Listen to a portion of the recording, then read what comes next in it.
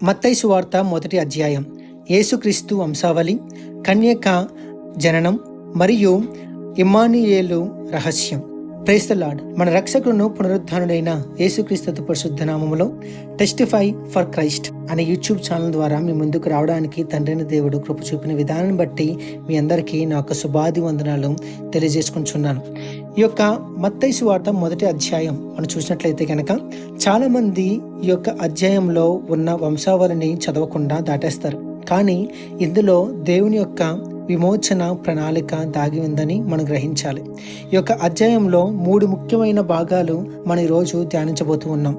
మొట్టమొదటిగా యేసు యొక్క వంశావళి, యేసు జననం, అలాగే ఇమ్మానుయేలు అనే ప్రవచనం నెరవేరినట్లు మన యొక్క వాక్య భాగంలో మనం ధ్యానించబోతూ ఉన్నాం. కనుక మత్తయి సువార్త మొదటి అధ్యాయం మొదటి వచనం మనం చూసినట్లయితే కనుక అక్కడ ఈ విధంగా వ్రాయబడి ఉంది, అని ప్రభువు తన ప్రవక్త ద్వారా పలికిన మాట నెరవేరినట్లు ఇదంతయు జరిగెను. ఇమ్మానుయేలును పేరునకు భాషాంతరమును దేవుడు మనకు తోడని అర్థము. అబ్రహాము కుమారుడగు దావీదు కుమారుడైన యేసుక్రీస్తు వంశావళి. అబ్రహాము కుమారుడైన దావీదు కుమారుడైన యేసుక్రీస్తు వంశావళి. మనం చూసినట్లయితే కనుక మత్తయి యేసును 2 ముఖ్యమైన పేర్లతో పరిచయం చేస్తున్నట్లు మనకి యొక్క మొదటి వచనంలో మనం చూడొచ్చు. అబ్రహాము కుమారుడు, ఎందుకంటే దేవుడు అబ్రహాముతో చేసిన వాగ్దానం, నీ సంతానములో భూమి జనములందరూ ఆశ్రయించబడుదురు అని ఆ ఒక్క ప్రవచనం, ఆ ఒక్క వాగ్దానం మనం చూడొచ్చు. ఆ సంతానం ఎవరంటే యేసుక్రీస్తే. దావీదు కుమారుడు. దేవుడు దావీదునకు చెప్పినట్లు దేవుడు దావీదుకు చెప్పాడు, నీ సింహాసనం శాశ్వతంగా నిలుస్తుందని. ఆ రాజు యేసుక్రీస్తే. అందువల్ల యేసు వాగ్దానమైన మెస్సయ్య, నిజమైన రాజు అని మనం గుర్తించాలి. అలాగే అబ్రహాము ఇస్సాకును కనెను, ఇస్సాకు యాకోబును కనెను, యాకోబు యూదాను అతని అన్నదమ్ములను కనెను, యూదా తామారునందు పెరెసును జెరాహును కనెను, పెరెసు ఎస్రోమును కనెను, ఓయెస్రోము ఆరామును కనెను, ఆరాము అమ్దెబాను కనెను, అమ్నిదాబు నయస్సోనును కనెను, నయస్సోను సల్మానును కనెను, సల్మాను రాహాబునందు బోయాజును కనెను, బోయాజు రూతునందు ఒబేదును కనెను, ఒబేదు ఎస్సేని కనెను. మీరు గమనించినట్లయితే కనుక ఇక్కడ మనకి ఒక 2 నుంచి 6 వచనాలు నేను చదివిన విషయాలు మనం చూసినట్లయితే కనుక ఇక్కడ అబ్రహాము నుండి దావీదు వరకు వంశావళి ఉంది. అబ్రహాము తర్వాత ఇస్సాకు, ఇస్సాకు నుంచి యాకోబు, యాకోబు నుంచి యూదా, యూదా నుండి బోయాజు, బోయాజు నుండి ఒబేదు, ఒబేదు నుండి ఎస్సయి, ఎస్సయి నుండి తర్వాత దావీదు. ఇందులో మనం నేర్చుకోవాల్సిన విషయం ఏంటి అంటే గనక దేవుడు తరతరాలుగా తన వాగ్దానాన్ని మర్చిపోలేదని మనం అర్థం చేసుకోవాలి. సుమారు 2000 సంవత్సరాల తరువాత కూడా దేవుడు తన మాటను నెరవేర్చినట్లు, ఆయన యొక్క వాగ్దానాన్ని నెరవేర్చినట్లు మనం చూడొచ్చు. మన జీవితంలో కూడా ఆలస్యం జరిగిందని మనం బాధపడకుండా దేవుడు తన యొక్క వాగ్దానాన్ని ఆయన మరిచే దేవుడు కాదు గనక దేవుడు ఆలస్యం చేయడు. కానీ మన యొక్క వాగ్దానాలని ఆయన నెరవేర్చడానికి కొంత సమయం అనేది తగిన సమయంలో దేవుడు మన యొక్క వాగ్దానాలని మనం ఆస్వాదించబోతూ ఉన్నాడు. కనుక ఆ విధంగా మనం గుర్తించాలి.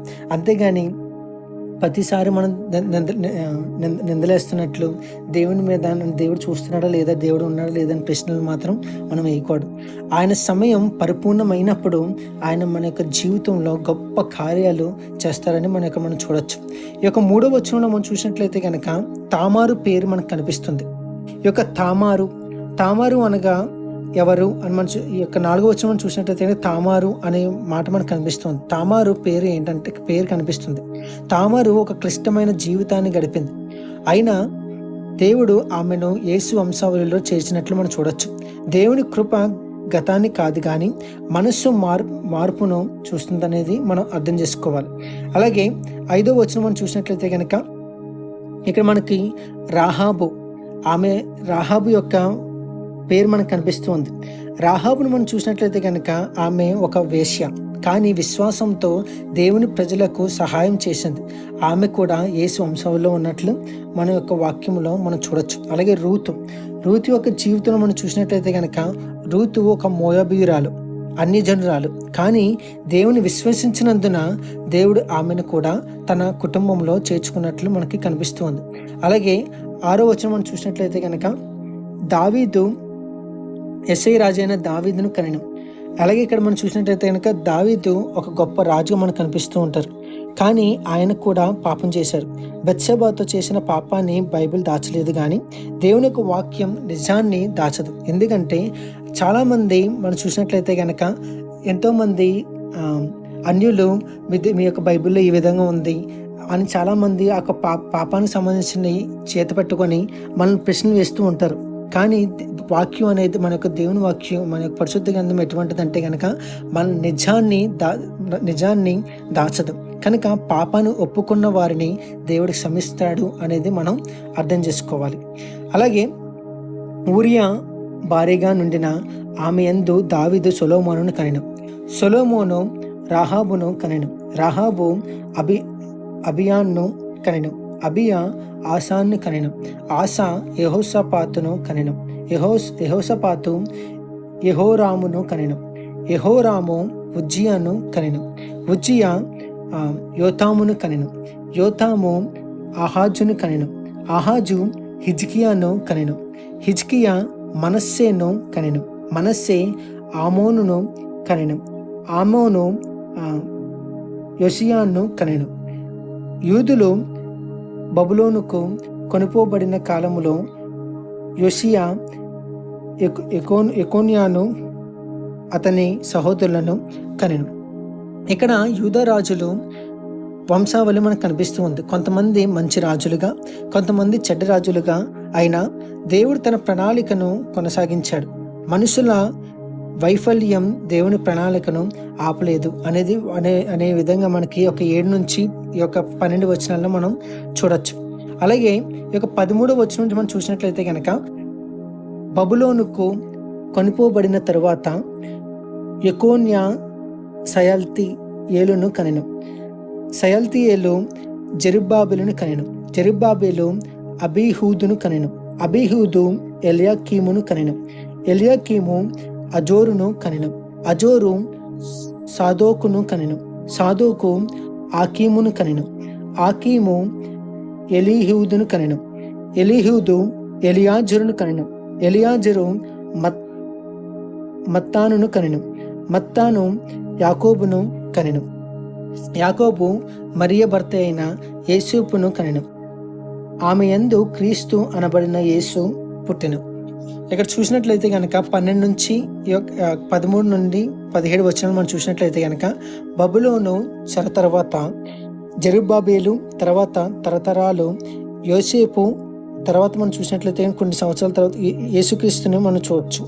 ఇక్కడ ఒక ముఖ్యమైన విషయం మనం చూసినట్లయితే కనుక మత్తయి యేసును కనెను అని చెప్పలేదు, మరియు మరియ ద్వారా యేసు జన్మించాడు అని చెప్పాడు. ఎందుకంటే యేసు పరిశుద్ధాత్మ వలన గర్భం ధరించబడ్డాడు గనక. అలాగే మనం చూసినట్లయితే కనుక ఈ యొక్క 18వ వచనం, అలాగే మనం చూసినట్లయితే కనుక 18వ వచనం మనం చూసినట్లయితే కనుక ఇట్లు అబ్రహాము మొదలుకొని దావీదు వరకు తరములన్నీ 14 తరములు దావీదు మొదలుకొని యూదులు బబులోనుకు కొనుపోబడిన కాలము వరకు 14 తరములు బబులోనుకు కొనుపోబడినది మొదలుకొని క్రీస్తు వరకు 14 తరములు అని మనకి కనిపిస్తూ ఉంది. కనుక ఇక మనం చూసినట్లయితే కనుక 14 తరాలు అని 3 సార్లు మనకి ఇక్కడ మనకు కనిపిస్తూ ఉంది. 14 తరాలు ఎందుకంటే ఇది దేవుని చరిత్ర మీదనున్న నియంత్రణను మనకు చూపిస్తుంది. చరిత్ర యాదృచ్ఛికం కాదు, దేవుని ప్రణాళిక ప్రకారం సాగుతుంది. కాబట్టి మనకి ఇక్కడ 14 తరాలనే మనకి కనిపిస్తుంది. 14 సంఖ్య మనకి ఎక్కువగా మనకి ఇక్కడ కనిపిస్తూ ఉన్నది.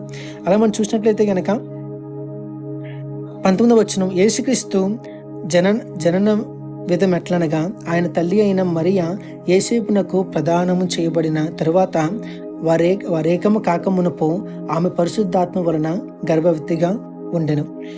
ఇక్కడ ఈ యొక్క 19వ వచనంలో మనం చూసినట్లయితే కనుక మరియు పరిశుద్ధాత్మ వలన గర్భవతిగా కనబడినట్లు మనకు కనిపిస్తూ ఉంది. ఇది అద్భుతం.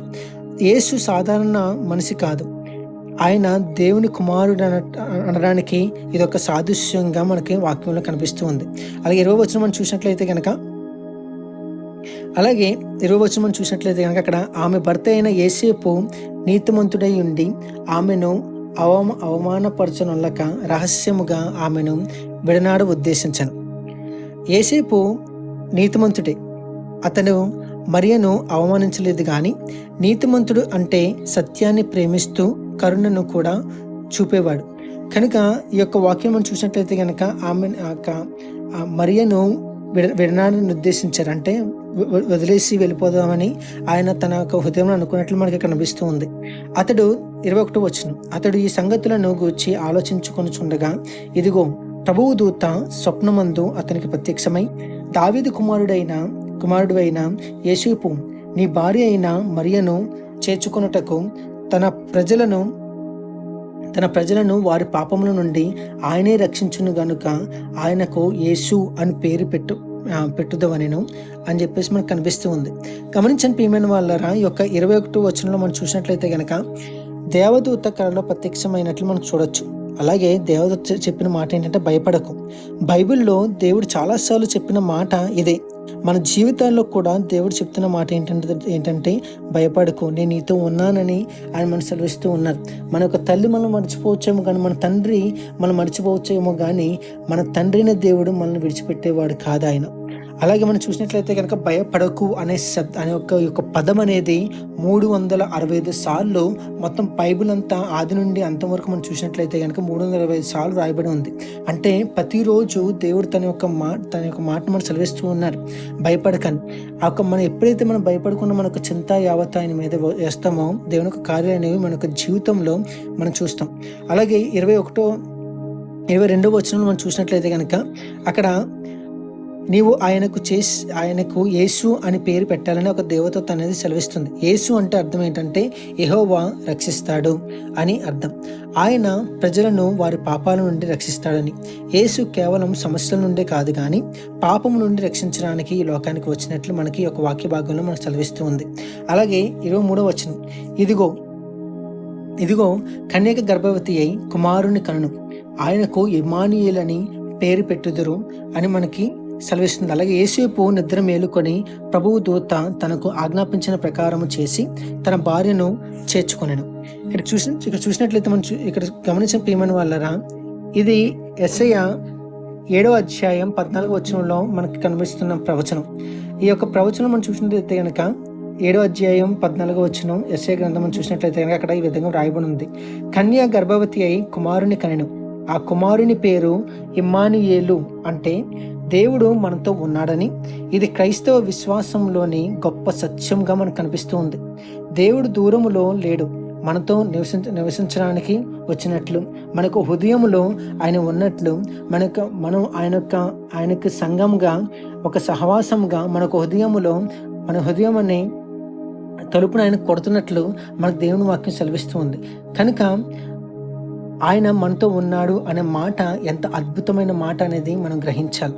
అలాగే 25వ వచనం చూసినట్లయితే ఆమె కుమారుని కనువరకు ఆమెను ఎరుగకుండెను, అతడు ఆ కుమారునికి యేసు అని పేరు పెట్టెను. ఇక్కడ 25వ వచనం చూసినట్లయితే కనుక అలాగే యేసేపు వెంటనే విధేయత కలిగి ఆయన దేవదూత యొక్క మాట విని దేవుని మాట వినడం మాత్రమే కాకుండా ఆయన ఆ ఒక మాటను ఆచరించినట్లు విధేయత నిజమైన విశ్వాసాన్ని మనకి గుర్తిస్తుంది. కనుక ఆయన విధేయత కలిగి దేవుని పట్ల విశ్వాసం కలిగి ఆయన జీవించినట్లు మనకు ఒక యేసేపు జీవితం ద్వారా మనం నేర్చుకోవాల్సిన విషయం అనేది మనకు కనిపిస్తూ ఉంది. అలాగే ఆఖరి వచనంలో మనం చూసినట్లయితే కనుక యేసు జన్మించినట్లు, అలాగే ప్రపంచ చరిత్రలో ఆ చరిత్ర మారిపోయింది. దేవుడు మనిషిగా ఈ లోకానికి వచ్చినట్లు, అలాగే రక్షణ అనేది ప్రారంభించినట్లు ఈ యొక్క మత్తయి సువార్త మొదటి అధ్యాయంలో మనం చూడొచ్చు. ఈ యొక్క మత్తయి సువార్త మొదటి అధ్యాయంలో నేను చదువుతున్నప్పుడు, నేను ధ్యానిస్తున్నప్పుడు నాకు కనిపించిన కొన్ని విషయాలను, చాలా ముఖ్యమైన విషయాలను నేను మీతో పంచుకోవాలని ఆశపడుతూ ఉన్నాను. దేవుడు తన వాగ్దానాలను ఎప్పుడు మర్చిపోయేవాడు కాదు. ఆయన దేవుడు పాపులను కూడా తన కృప ద్వారా మార్చగలిగే దేవుడు. దేవుని యొక్క ప్రణాళికను ఎవరు ఆపలేరనే విషయాన్ని మనం గ్రహించాలి. యేసు నిజమైన మెస్సయ్య, యేసు దేవుని కుమారుడు. యేసు మన పాపాలను తొలగించడానికి వచ్చినట్లు, అలాగే దేవుడు మనతో ఉన్నాడు అనే మాటను, ఇమ్మానుయేలు అనే మాటను మనం చూడొచ్చు. విధేయత ఆశీర్వాదానికి మార్గంగా మనకు కనిపిస్తుంది. ఈ యొక్క విధేయత అనేది మనం యేసయ్య జీవితం ద్వారా మనం నేర్చుకోవాలి. నేటి జీవితానికి చాలా ముఖ్యమైన విషయం ఏంటంటే గనక, మీ గతం ఎలా ఉన్నా, ఈరోజు ఈ మాటలు వింటున్నా నీ యొక్క గతం ఏ విధంగా ఉన్నా, దేవుడు మిమ్మల్ని తన కార్యానికి ఉపయోగించుకోవడానికి ఆయన సిద్ధంగా ఉన్నాడు. దేవుని యొక్క వాగ్దానాలు ఆలస్యమైనట్లు అనిపించినా అవి తప్పకుండా ఒకరోజు నెరవేరుతాయని మనం గ్రహించాలి. యేసుపుల దేవుని మాటకు విధేయులుగా మనం ఉండాలి. యేసు మన పాపాల నుండి రక్షించడానికి వచ్చిన రక్షకుడు. ఆయనను విశ్వాసంతో స్వీకరించాలని మీకు ప్రభు పేరట మనం చేసుకుంటున్నాను. ఇమ్మానుయేలు అనే మాటకు సత్యాన్ని ప్రతిరోజు గుర్తుంచుకోండి. మీ ఒంటరితనంలో, కష్టాల్లో, ఆనందంలో దేవుడు మనతో ఉన్నాడు అనే మాటను మనం గుర్తుంచుకోవాలి. కానీ గమనించండి ప్రియమైన వాళ్ళారా, ఈ యొక్క మత్తయి సువార్త మొదటి అధ్యాయం ద్వారా దేవుడు మనతో చాలా మాటలు మాట్లాడి ఉన్నారు. ఒక పేర్ల జాబితా కాదు, కానీ ఇది దేవుని యొక్క విశ్వాసం, కృప, విమోచన ప్రణాళిక అనేది మనకు కనిపిస్తూ ఉంది. మరి యేసుక్రీస్తు ద్వారా నెరవేరిన వాగ్దానాలు, అలాగే ప్రవచనాలు మనం చూడొచ్చు. ఈ యొక్క అధ్యాయం మనకు ఒక గొప్ప సత్యాన్ని గుర్తు చేస్తుంది. అదేంటంటే, దేవుడు తన మాటలను నిలబెట్టుకునేవాడు. ఆయన యొక్క వాగ్దానాలను నెరవేర్చే దేవుడు. ఆయన యొక్క ప్రవచనాలను నెరవేర్చే దేవుడు. పాపులను కృపతో మార్చే దేవుడు ఆయన. మరియు యేసుక్రీస్తు ద్వారా ప్రపంచానికి రక్షణను అందించిన తండ్రైన దేవుడు. కనుక ఈ యొక్క ప్రార్థన ద్వారా ఈ యొక్క ఎపిసోడ్ని మనం ముగించుకుందాం. ప్రార్థన. పరలోకమందున్న మా ప్రియ తండ్రి, నేను లెక్కైన వేల స్తోత్రాలు చెల్లించుకున్నాను ఆయన. ఈ యొక్క మత్తయి సువార్త మొదటి అధ్యాయం ద్వారా మీ యొక్క విశ్వాసాన్ని, అలాగే మీ యొక్క కృపని, అలాగే మీ యొక్క రక్షణ ప్రణాళికను మాకు తెలియజేసిన విధానం బట్టి నీకే వందనాలు ప్రభు యేసయ్య. యేసుక్రీస్తును మా రక్షకుడిగా మరింత లోతుగా తెలుసుకునే జ్ఞానాన్ని మాకు ప్రసాదించండి ప్రభు యేసయ్య. అలాగే యేసేపు యొక్క జీవితం ద్వారా విధేయతతో జీవించడానికి, మరియలా నీ చిత్తాన్ని అంగీకరించడానికి మాకు సహాయం దయచేయండి నాయన. అలాగే ఇమ్మానుయేలు అనే సత్యం మా జీవితాల్లో ప్రతిరోజు అనుభవించే విధంగా మీరు మా జీవితంలో మీరు చేయండి ప్రభు యేసయ్య. మీరు గొప్ప కార్యం చేయండి. ఒక వాక్యాన్ని ఎవరైతే వింటున్నారో వాళ్ళందరినీ మీరు దీవించండి, ఆస్వాదించండి. మాకైతే వాళ్ళ యొక్క బాధలు, వాళ్ళ సమస్యలు మాకు తెలియదు, కానీ మీరైతే సర్వమును ఎరిగిన దేవుడు కనుక మీరే వాళ్ళ యొక్క జీవితాన్ని మీరు మార్చండి. వారితో మీరు మాట్లాడిన విధానం బట్టి నీకే వందనాలు. వారికి ఉన్న సమస్యలను మీరు తీర్చివేయండి ప్రభు యేసయ్య. మీరు గొప్ప కార్యం వాళ్ళ జీవితం చేయండి. మీరు నిత్యం మీరు మహిమ పొందుతారని నజరేయుడైన యేసుక్రీస్తు పరిశుద్ధ నామములో మిక్కిలి వినయం కలిగి ప్రార్థన చేస్తున్నాం తండ్రి, ఆమేన్. మీరు యొక్క ఛానల్ని మీరు సబ్స్క్రైబ్ చేసుకోకపోతే కనుక మాకు ఛానల్ సబ్స్క్రైబ్ చేసుకొని మీ బంధుమిత్రులకు షేర్ చేయండి. అలాగే మీకు ఏమైనా డౌట్స్ కానీ ఉంటే కనుక మీ కామెంట్ సెక్షన్లో మీరు అడిగినట్లయితే కనుక నేను వాటికి సంబంధించిన టాపిక్స్ని వీడియోస్ చేయడానికి ప్రయత్నిస్తాను.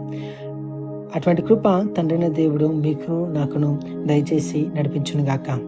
God bless you.